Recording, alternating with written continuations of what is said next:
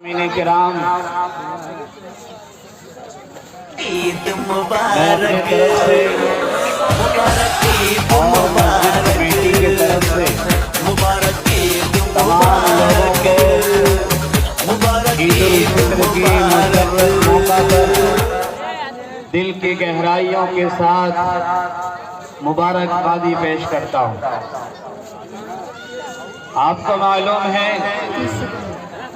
کہ ہم لوگ جس جگہ تشریف لائے ہیں یہ جگہ قبرستان سے متصل عیدگاہ کی سرزمین ہے۔ حضور پاک صلی اللہ علیہ وسلم نے ارشاد فرمایا کہ عید کی نماز کھلی آبادی میں جا کر ادا کرو، کھلے میدان میں جا کر کے ادا کرو۔ کھلے میدان میں، کھلی آبادی میں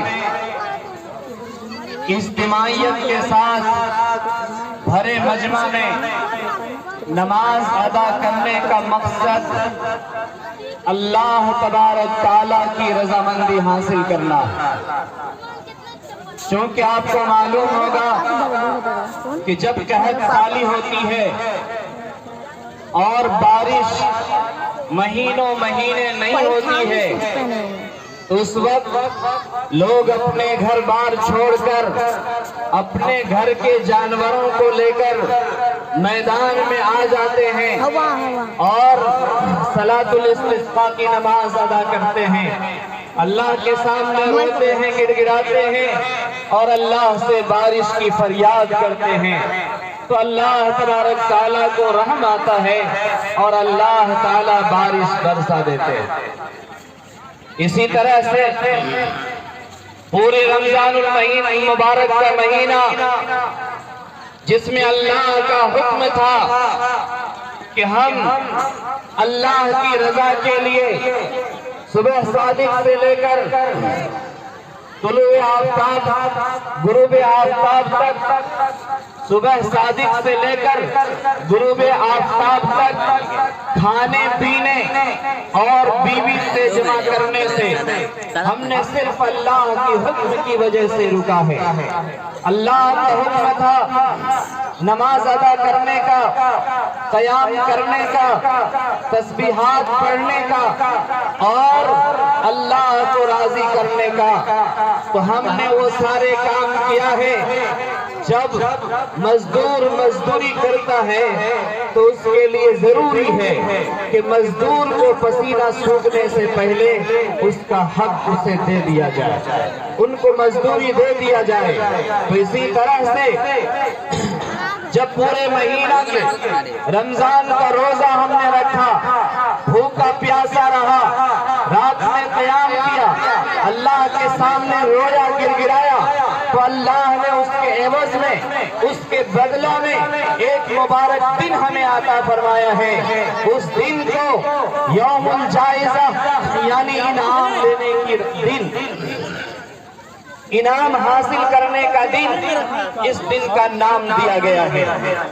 مطلب یہ ہے کہ آج کا دن یہ اللہ سے لینے کا دن ہے، اللہ تعالیٰ کی رضامندی اپنے آپ میں اتر کر مانگنے کا دن ہے۔ آج کا دن جو پورے مہینہ ہم نے محنت اور مشقت کی ہے، اللہ کی عبادت کی ہے، تو اللہ تبارک تعالیٰ سے آج کے دن لینے کا دن کو عید کا دن کہا جاتا ہے۔ اور یہ عید کی خوشی کا دن ہمیں اسی لیے عطا کیا گیا ہے کہ آدمی کو دو ٹائم سب سے زیادہ خوشی ملتی ہے، ایک جب صبح صادق سے لے کر افطار کے وقت تک بھوکا رہتا ہے اور سامنے میں افطاری لگی رہتی ہے، انیک پھل لاتا ہے، لیکن جب تک گھنٹی نہیں بجتی، جب تک ان کے سامنے اجازت اللہ کا نہیں آ جاتا، اس وقت تک منہ میں لقمہ نہیں اتارتا ہے، اس وقت تک پانی نہیں داخل کرتا ہے، وہ وقت عجیب و غریب خوشی کا ہوتا ہے۔ اسی طرح سے میدان مزید کے اندر جنت میں جب اللہ تبارک تعالیٰ سارے جنتیوں کو اکٹھا کریں گے اور اس کے بعد جب اپنا دیدار کرائیں گے تو وہ وقت اتنا کیف ہوگا، پر مسرت ہوگا کہ وہ وقت دنیا میں کسی نے تصور نہیں کیا، وہ اللہ کی دیدار کا وقت ہو۔ تو دنیا میں روزہ رکھنے کے بعد افطار کے وقت خوشی ملتی، اور مرنے کے بعد جنت میں جب جنتیوں کو داخل کیا جائے گا تو اس وقت جنت میں میدان مزید میں جب اللہ اپنا دیدار کرائیں گے، جب اللہ تعالیٰ اپنے آپ کو پیش کریں گے کہ میں تم سے راضی ہوں اور تم مجھ سے راضی ہو، تو اس وقت بندہ کو جیسی خوشی ملے گی ویسی خوشی بندہ کو کبھی نہیں ملا۔ تو آج کے دن یہ خوشی کا دن ہے، مسرت کا دن ہے، اور اللہ تعالیٰ کے دربار میں یہ وعدہ کرنے کا دن ہے، اور اللہ کو یہ کہہ دینے کا دن ہے کہ اے اللہ تو نے ہمیں جو حکم دیا تھا وہ ہم نے کیا ہے، اور اب میدان کے اندر ہم اس لیے آ گئے ہیں کہ تیرے حبیب نے فرمایا ہے کہ میدان کے اندر جا کر عید کی نماز ادا کرو، اور وہاں جا کر اللہ کے سامنے مانگو، گر گراؤ، اللہ تعالیٰ تمہیں ضرور عطا فرمائے گا۔ آج کا دن اللہ کا شکریہ ادا کرنے کا دن۔ اللہ تبارک تعالیٰ نے پورے مہینے مشقت کے ساتھ جب عید کی خوشی کا دن ہمیں دیا ہے تو ہمیں اللہ کا شکریہ ادا کرنا ہے کہ اللہ تعالیٰ نے اتنا مبارک اور اہم دن ہم سب کو عطا فرمایا ہے، جو دن مغفرت کا دن ہے، جو دن رحمت لینے کا دن ہے، جو دن اللہ کی رضامندی حاصل کرنے کا دن ہے۔ اس لیے جو بھی بندہ آج کے دن اپنے آنسو کو بہائے گا اور اللہ کے سامنے ہاتھ اٹھا کر مانگے گا، اللہ آج اس کی دعا کو رد نہیں فرمائے گا۔ اللہ کے نبی صلی اللہ علیہ وسلم نے فرمایا جب عید کی صبح ہوتی ہے، رات ڈھل جاتی ہے، صبح ہو جاتی ہے، تو اللہ کا فرشتہ بستیوں میں، گلیوں میں، چوراہوں پر ہر جگہ پھیل جاتے ہیں، اور اس کے بعد وہ ندا لگاتے ہیں، ہے کوئی سوال کرنے والا، اللہ اس کے سوال کو پورا کرے گا، ہے کوئی مغفرت چاہنے والا، اللہ اس کے گناہوں کو معاف کر دے گا، ہے کوئی نعمت کا سوال کرنے والا، اللہ اس کو دنیا کی نعمتوں سے مالا مال کر دے گا۔ اور پھر وہی فرشتہ اللہ کے دربار میں کہتا ہے کہ اللہ یہ بندہ آپ کا مزدوری کر چکا ہے، اس لیے آج انہیں پورا بدلہ دے دیجئے۔ تو اللہ تعالیٰ فرشتہ سے کہتے ہیں ان کا بدلہ کیا ہونا چاہیے، تو وہ کہتے ہیں ان کے لیے سب سے بڑی چیز، سب سے بڑی دولت مغفرت ہے، اس لیے اس رات کو اور اس دن کو شب مغفرت بھی کہا جاتا ہے، یعنی مغفرت کا دن کہا جاتا ہے۔ صحابہ کرام نے آخری شب کے بارے میں نبی آخر الزمان حضرت محمد مصطفیٰ صلی اللہ علیہ وسلم سے پوچھا کہ یا رسول اللہ، آج کی رات جو ڈھیر سارے لوگوں کی بخشش ہوتی ہے، مغفرت ہوتی ہے، کیا یہ رات شب قدر کی ہے؟ آپ نے فرمایا کہ نہیں، شب قدر نہیں بلکہ لیلۃ الجائزہ ہے، یعنی آج کی رات بدلہ دینے کی رات ہے، آج کی رات انعام دینے کی رات ہے، آج کی رات مغفرت کرنے کی رات ہے، آج کی رات ہمیشہ کے لیے اللہ کی رضامندی میں داخل ہو جانے کی رات ہے۔ اس لیے آج جو بندہ اللہ سے جو کچھ مانگے گا، اللہ تبارک تعالیٰ ضرور اس کو عطا فرما دے گا۔ اس لیے میرے بھائیوں، اللہ تبارک تعالیٰ نے ہم سب کو ایک میدان میں اکٹھا کیا ہے، اسی طرح سے میدان محشر میں اللہ تعالیٰ مرنے کے بعد تمام اولین آخرین کو جمع فرمائیں گے، اور اس میں مفلسین اور مجرمین کو الگ کر دیں گے، اور نیک لوگوں کو اللہ تبارک تعالیٰ الگ کریں گے۔ ایک جماعت جنتی ہوگی اور دوسری جماعت جہنمی ہوگی۔ وہ دن فیصلہ کا دن ہوگا، قیامت کا دن بڑا ہی ہولناک دن ہے، 50,000 سال کا ایک دن ہے، اور اس ایک دن میں جب کہ کوئی سہارا نہیں، کوئی سایہ نہیں، کوئی آنسو پوچھنے والا نہیں، لوگ تڑپ رہا ہوگا، بلبلا رہا ہوگا، رو رہا ہوگا، پریشان حال ہوگا۔ اس دن اللہ تبارک تعالیٰ جو اللہ کے حکم کو مانا ہے، جوانی میں عبادت کی ہے، روزہ رکھا ہے، تراویح پڑھی ہے، اللہ تعالیٰ ان کے سر کے اوپر عرش الہی کا سایہ عطا فرمائے گا، اللہ انہیں سکون عطا فرمائیں گے، اور اللہ اس دن ایمان والوں کو رسوا نہیں کریں گے، اللہ اس دن ایمان والوں کو ذلیل نہیں کریں گے، اللہ اس دن کہیں گے کہ میری رضامندی تیرے ساتھ ہے، آج کے بعد میں کبھی ناراض نہیں ہوں۔ یا ایتھا النفس المطمئنہ ارجعی الی ربک راضیۃ مرضیہ فادخلی فی عبادی وادخلی جنتی۔ اے نفس مطمئنہ جو اللہ کے لیے عبادت کرنے والے تھے، جو گناہوں سے رکنے والے تھے اور اللہ کے حکم کو مان کر زندگی گزارنے والے تھے، یا ایتھا النفس المطمئنہ، اے نفس مطمئنہ ارجعی الی ربک راضیۃ مرضیہ، اپنے رب کے دربار میں آ جاؤ، ارجعی الی ربک راضیۃ مرضیہ، آج تمہارا رب تم سے راضی ہے اور تم بھی راضی ہو، فادخلی فی عبادی وادخلی جنتی، آؤ میرے نیک بندوں میں داخل ہو جاؤ اور میرے جنت میں تم داخل ہو جاؤ۔ سب سے قیمتی خواہش قیامت کے دن ایک مسلمان کے لیے یہ ہوگی کہ وہ جنت میں جانے کو پسند کرے گا اور جنت کی ساری نعمتوں سے لطف اندوز ہونے کے لیے پسند کرے گا۔ تو آج کے دن یہ مغفرت کا دن ہے، توبہ کا دن ہے اور خوشی منانے کا دن ہے۔ اسلام میں چاہے وہ غم کا موقع ہو، چاہے وہ خوشی کا موقع ہو، کوئی بھی موقع ہو، اس میں کہا گیا ہے کہ وہ دائرے میں رہ کر زندگی گزارے۔ خوشی میں بھی آپے سے باہر نہ ہو، شراب نوشی نہ کرے، زناکاری نہ کرے، گناہ میں ملوث نہ ہو، بلکہ اپنے آپ کو بچا کر کے زندگی گزارے۔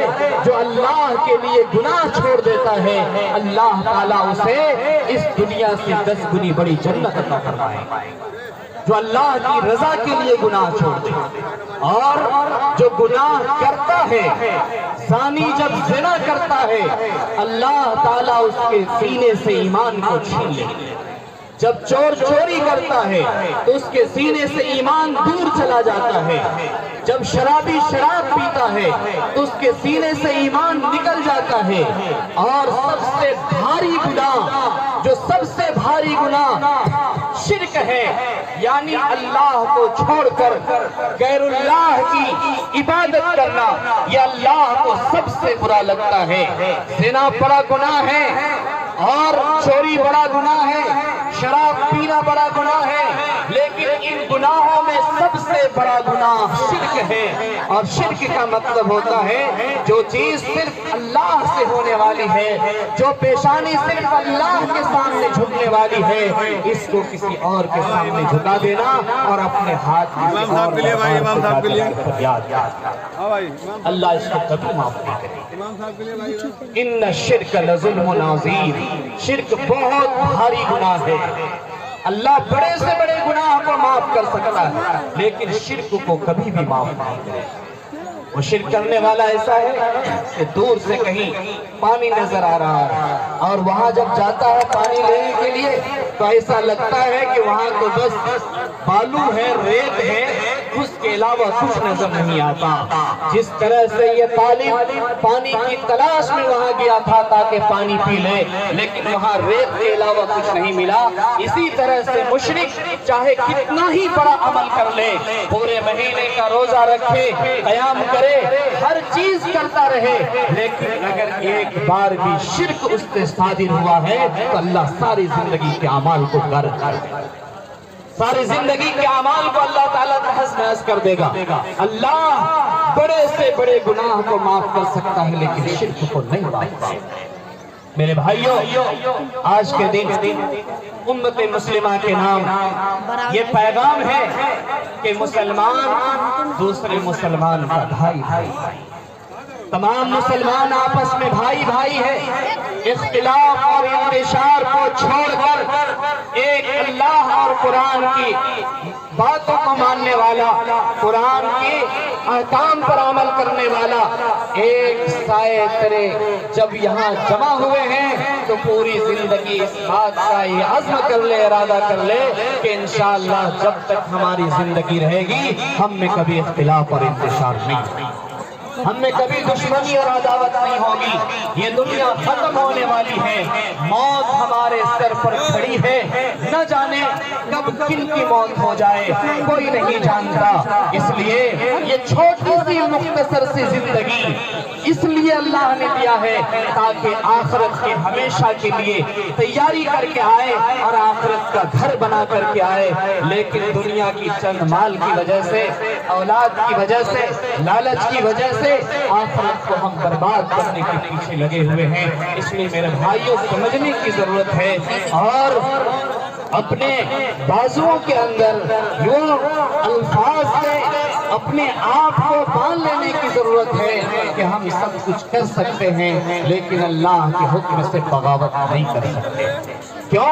या माशरल जिन्नि वल इंसी इन इस्तताअतुम अन तनफुज़ू मिन अक़तारिस समावाति वल अर्ज़ि फनफुज़ू ला तनफुज़ूना इल्ला बिसुल्तान। है इंसानों और जिन्नातों की जमात, अगर आसमान के साए से निकलना चाहते हो तो निकल जाओ, अगर जमीन के ऊपर से भागना चाहते हो तो भाग जाओ। फनफुज़ू ला तनफुज़ूना इल्ला बिसुल्तान। भागते रहोगे लेकिन न जमीन को छोड़कर निकल सकते हैं आसमान, न जमीन को छोड़कर निकल सकते, ना आसमान के साए से निकल सकते हो। तो ये जमीन अल्लाह की बनाई हुई है और आसमान अल्लाह का बनाया हुआ है। मेरे भाइयों सिर्फ 3 मिनट या 4 मिनट बाकी रह गया है। जो हजरात अब तक बस्ती में हैं, घर में हैं या रास्ते में हैं, उनसे मुअद्दबाना गुजारिश है कि तेजी के साथ आकर ईदगाह में जगह ले लें। सब बंदी होने वाली है और वक्त मुकर्ररा पर ही नमाज अदा की जाएगी। जल्द से जल्द आ जाए, सब बंदी होने वाली है। इससे पहले कि सब बंदी करें, ईद उल फित्र की नमाज का तरीका बताया जाता है। गौर से सुनिए। सबसे पहले हमें नियत करनी है। नियत करता हूं मैं 2 रकात वाजिब ईद उल फित्र की 6 जायद तकबीरात के साथ, मुंह बेरा काबा शरीफ की तरफ, पीछे इस इमाम के अल्लाहु अकबर। ये नियत है और दिल के इरादे का नाम नियत है। अगर अल्फाज से बोल दें तो ये और बेहतर है।